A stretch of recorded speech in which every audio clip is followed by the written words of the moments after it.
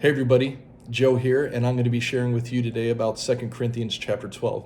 Now, this is right in the middle of a conversation Paul's writing to the Corinthian church about these super apostles, these false teachers who are claiming superior knowledge about the things of God.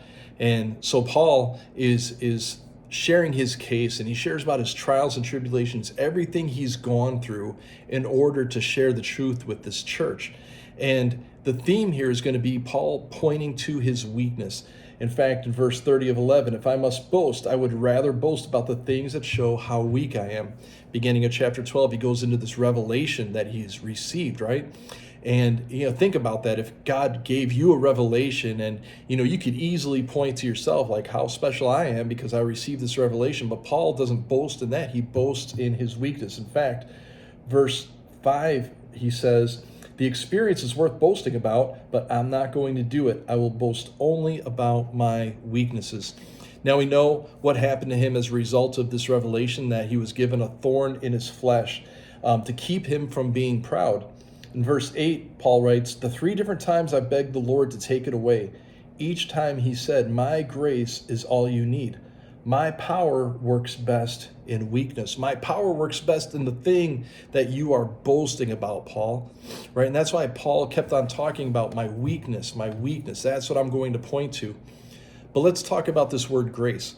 Grace is this word charis in the Greek, which means kindness.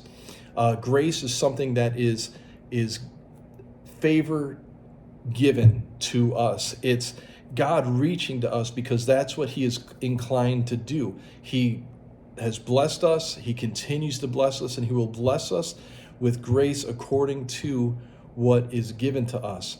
It's grace upon grace upon grace. It's something that we can count on. We can't count on ourselves, but it's not about our holding ourselves together. It's not about our physical fitness. It's not about our positive thinking. It's not about pulling up our bootstraps.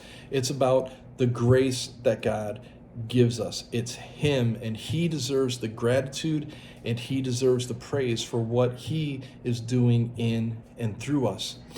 Because sometimes we can look like a mess. Not many of us would say that we are in positions for God to use us greatly. I think of a guy, Nick Vujicic, who is this guy. He has no arms and no legs. He's from Australia. God uses him in mighty, mighty ways. In fact, there's an article, and this is what it says. God did not answer his prayer for at least one arm. God, give me one arm or one leg. Yet he writes, God used me to reach people in countless schools, churches, prisons, orphanages, hospitals, stadiums, and meeting halls. Even better, I've hugged thousands of people in face-to-face encounters that allow me to tell them how very precious they are. God took my unusual body and invested me with the ability to uplift hearts and encourage spirits.